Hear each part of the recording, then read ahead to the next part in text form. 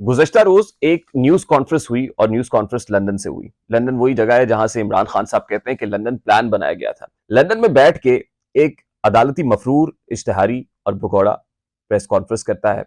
वो press conference Pakistani national TV channels के ऊपर एयर की जाती है। जजेस को गद्दार कहा जा रहा था। मैं आपके सामने वो साउंड बाइट रख सकता हूं जिसके अंदर कहा यह जा रहा है कि अतर मिनल्ला, तुम्हें लोग गद्दार के तौर पर याद रखेंगे। मैं वो साउंड भी आपके सामने चला सकता हूं जिसमें जनरल कमर जावेद बाजवा को गद्दार कहा जा रहा है। फवाद चौधरी साहब का वो साउंड बाइट भी मैं आपको सुनवा सकता हूं जिसमें वो चीफ जस्टिस ऑफ पाकिस्तान को खुल्लम खुल्ला धमकी दे रहा है।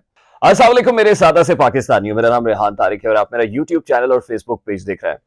इदारों पर दबाव डाला जाता है और अनफॉर्चुनेटली इदारे दबाव महसूस भी करते हैं। गुज़श्ता रोज एक न्यूज कॉन्फ्रेंस हुई और न्यूज कॉन्फ्रेंस लंदन से हुई। लंदन वही जगह है जहां से इमरान खान साहब कहते हैं कि लंदन प्लान बनाया गया था। लंदन में बैठ के एक अदालती मफरूर, इश्तिहारी और भगौड़ा प्रेस कॉन्फ्रेंस करता है। वो press conference Pakistani national TV channels के ऊपर एयर की जाती है क्योंकि हवाओं का रुख बदला हुआ है। उस प्रेस कॉन्फ्रेंस के अंदर वो शख्स जो अदालती मफरूर है वो अदालत से मेरिट पर फैसले की इस्तदा कर रहा है। वो अदालत से फुल कोर्ट बनाने का मुतालबा कर रहा है। जिसको अदालतें बुलाती हैं वो जाता नहीं है।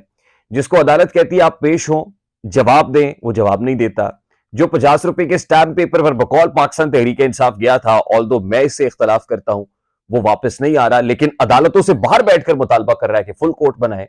कितनी मज़ाक़ खेज बात है। क्या ये खुला तजाद नहीं है? सवाल तो बड़ा सादा सा है, लेकिन दूसरी तरफ इंपॉर्टेंट चीज यह है कि प्रेशर डाला जाता है और प्रेशर महसूस भी किया जाता है। यही प्रेशर जब कल तक पाकिस्तान तहरीक इंसाफ के वर्कर्स लंदन से डाल रहे थे अदालतों के ऊपर, जजेस की तस्वीर पर जूते बरसाए जा रहे थे, जजेस को गद्दार कहा जा रहा था। मैं आपके सामने वो साउंड बाइट रख सकता हूं जिसके अंदर कहा यह जा रहा है कि अतर मिनल्ला, तुम्हें लोग गद्दार के तौर पर याद रखेंगे। मैं वो साउंड भी आपके सामने चला सकता हूं जिसमें जनरल कमर जावेद बाजवा को गद्दार कहा जा रहा है। हाउस ऑफ कॉमन्स के सामने खड़े होकर, 10 डाउनिंग स्ट्रीट के में खड़े होकर ये सब कुछ कहा जा रहा है। इससे क्या पैगाम दिया जा रहा था?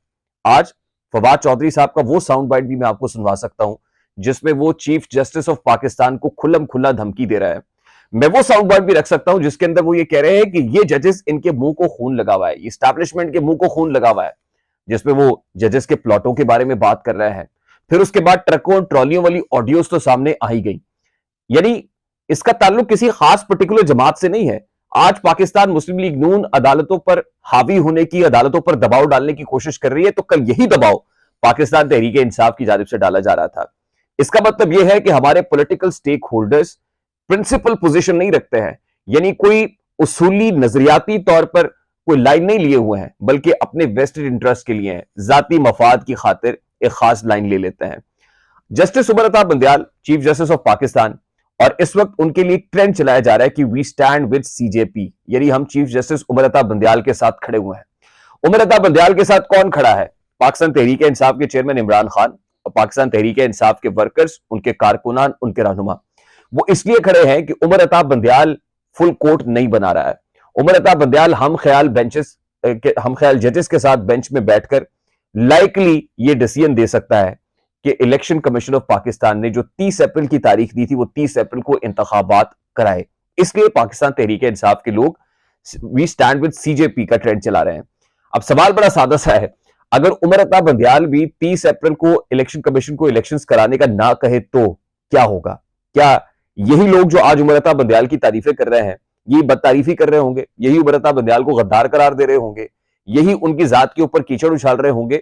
मेरा ख्याल है कि इसमें सोचने की बात भी नहीं है। वो फैसला जो आपके खिलाफ आता है और जो खिलाफ देने वाला होता है वो गद्दार वतन हो जाता है। अब हो क्या रहा है? जो नजरियाती और उसूली फैसला है वो क्या है? उमर अता बंदयाल साहब की सरबराही में 3 रुकनी बेंच समाअत कर रहा है। इस बेंच के अंदर कौन लोग शामिल हैं आप सबको पता है। जस्टिस एजाजुल हसन है, जस्टिस मुनीब अख्तर है।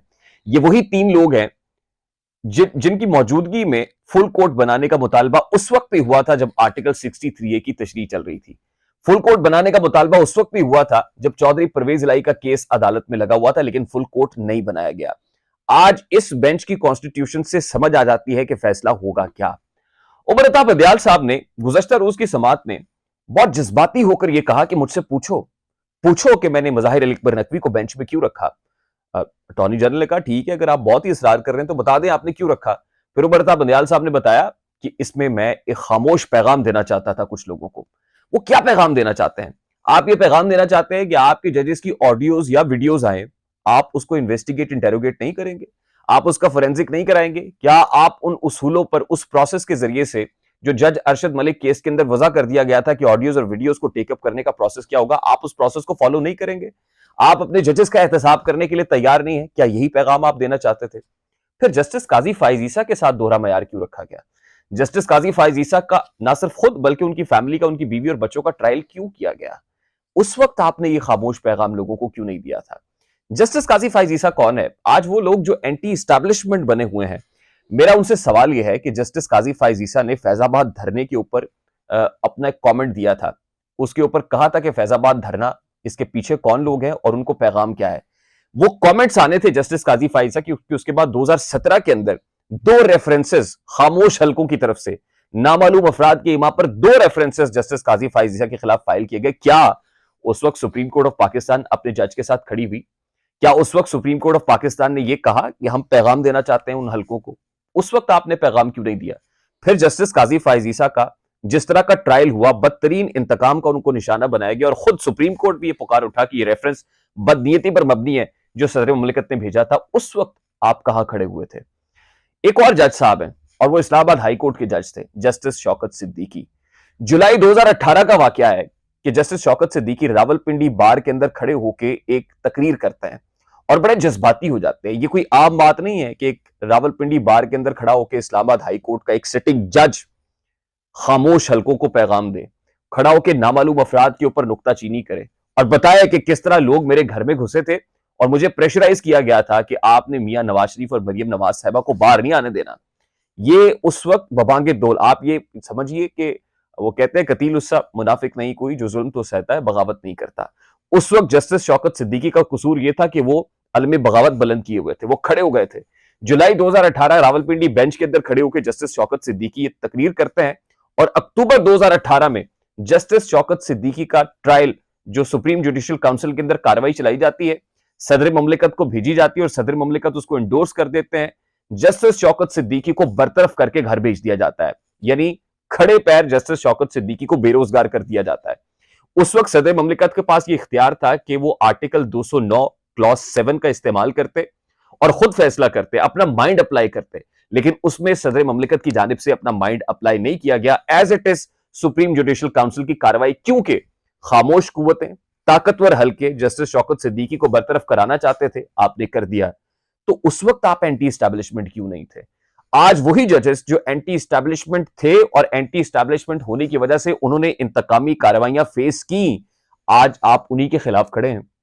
आज आपकी नजर में जस्टिस शौकत सिद्दीकी पाकिस्तान मुस्लिम लीग नून का माउथ पीस है, जस्टिस काजी फाइज ईसा पाकिस्तान मुस्लिम लीग नून का आलाकार है, बी टीम बना हुआ है। आज आप उन जजेस के खिलाफ फर्जासराई कर रहे हैं, आज आप उन जजेस के खिलाफ एक स्मीयर कैंपेन रन कर रहे हैं, तो क्या ये खुला तजाद नहीं है? अब मैं आता हूं उस 3 रुकनी बेंच के फैसले की। मुमकिन तौर पर यह 3 रुकनी बेंच क्या करने जा रहा है? नवाज शरीफ साहब ने जो कुछ कहा कि हम फुल कोर्ट का मुतालबा करते हैं, जो भी फैसला आएगा उसको मानेंगे नहीं, अगर ये फैसला ऐसा आया कि इलेक्शंस करा दें तो मुल्क में डॉलर 500 रुपए तक चला जाएगा। खैर, मैं ये सब सियासी बातें हैं, इससे इख्तलाफ हो सकता है, इस पर डिबेट हो सकती है, लेकिन अब ये जो 3 रुकनी बेंच है जिसने ये फैसला किया कि समात को कंटिन्यू करेंगे और पीर का जो सूरज है वो एक उम्मीद की नई किरण लेकर तुलू होगा, पीर को क्या होने जा रहा है? मेरे सालों से पाकिस्तानियों, जिस वक्त डिप्टी स्पीकर कासिम सूरी ने एक गैर आईनी रूलिंग दी थी और असेंबलीज डिसॉल्व कर दी गई थी, तो रात 12 बजे अदालतें खुली थी। यानी अदालत अपने सो मोटो नोटिस का की प्रोटेक्शन करने के लिए, उसको प्रोटेक्ट करने के लिए रात 12 बजे भी खुल गई थी। आज अगर आप आइन की पासदारी कर रहे हैं और कस्टोडियन ऑफ द कॉन्स्टिट्यूशन बने हुए हैं, तो फिर ये 2 रोज का वक्फा क्यों डाला है आपने? यानी जो समाज जुमे के रोज हो रही थी, आपने उसको अर्जन करके पीर पे ले गए कि पीर का सूरज जो है वो नई उम्मीद की किरण लेके तुलू होगा, तो ये हफ्ते और इतवार का सूरज नई किरणें क्यों लेके तुलू नहीं हो सकता था? वही नई किरणें हफ्ते को क्यों नहीं फूट सकती थी? वो इतवार को क्यों नहीं फूट सकती थी? रात 12 बजे अगर अदालतें लग सकती हैं, इतना इंपॉर्टेंट मैटर आपने टेकअप किया हुआ है, तो हफ्ते के रोज अदालत खोल लेते हुजूर, इतवार को भी खोलते, फैसला करें और इसमें से निकालें जो निकालना है। ये 2 दिन क्यों डाले गए हैं? तो बड़ी इंपॉर्टेंट बात यह है कि इन 2 रोज के अंदर बड़ी अहम मुलाकातें होने जा रही हैं। इन 2 रोज के अंदर अहम मामला तय होंगे। आप यूं समझिए कि इन 2 रोज में डील होगी। हमें नहीं पता कि किस तरह फैसले व्हाट्सएप के ऊपर कराए जाते हैं, कैसे व्हाट्सएप मैसेज फैसले बदल देता है, ये फैसला महफूज क्यों किया जाता है, मुझे आज तक ये समझ नहीं आई कि जो फैसला हो जाता है तो फिर महफूज क्यों होता है। महफूज इसलिए किया जाता है ताकि उसके अंदर फ्लेक्सिबिलिटी पैदा की जा सके, उसके अंदर हवाओं का रुख देख के उसमें गुंजाइश पैदा की जा सके, क्योंकि वो फैसला कच्ची पेंसिल से लिखा जाता है और कच्ची पेंसिल से लिखा हुआ फैसला मिटाना आसान होता है। अभी तो फैसला नहीं हुआ है। ये जो तीन रुकनी बेंच पीर को करेगा, इसका फैसला आज और कल होना है। ये फैसला पीर को नहीं होना, ये फैसला हफ्ते और इतवार की दिन और रातों को होना है, क्योंकि बहुत सारी मुलाकातें हो रही हैं, बहुत सारा प्रेशर है और देखना यह है कि क्या ये तीन रुकनी बेंच वही फैसला करता है जिसके लिए पाकिस्तान तहरीक इंसाफ टेंट चला रही है कि वी स्टैंड विद सीजेपी। हम उमर अता बदियाल के साथ खड़े हुए हैं, जिसके लिए इमरान खान साहब प्रेशर डाल रहे हैं कि करोड़ों की तादाद के अंदर लोग सड़कों पर निकलेंगे। तो मेरी दानिश में और मेरी इतलात के मुताबिक वो तीन रुकनी बेंच का फैसला वो नहीं होगा जो पाकिस्तान तहरीक इंसाफ चाह रही है या जो लोगों की ख्वाहिशात हैं। अगर वो फैसला उनकी ख्वाहिशात के बरक्स आता है तो पाकिस्तान तहरीक इंसाफ को कितने हॉल पड़ेंगे, कितने दौरे आएंगे, कितने चक्कर आएंगे, ये तो बात की बात है। इसीलिए पहले मिठाइयां तकसीम करने और पहले ट्रेंड्स बनाने से पहले सोच लेना चाहिए कि मुस्तकबिल में होने क्या जा रहा है। तीन रुकनी बेंच कतन हमारी दानिश में ये फैसला नहीं देने जा रहा कि इलेक्शन कमीशन ऑफ पाकिस्तान 30 अप्रैल को इलेक्शंस कराए, बल्कि ये फैसला ऐसा ही होगा कि पॉलिटिकल स्टेक होल्डर्स भी बैठ जाएं, ग्रैंड नेशनल डायलॉग भी हो जाए और बीच बचाव का यानी कोई दरमियानी राह इख्तियार की जाए, क्योंकि अदालत इस वक्त ये महसूस कर रही है कि अदालत इस पोजीशन में नहीं है कि इधर का फैसला दे या उधर का फैसला दे। मुझे रेहान तारिक को इजाजत दीजिए, अपना बहुत सारा ख्याल रखिएगा। अस्सलाम वालेकुम।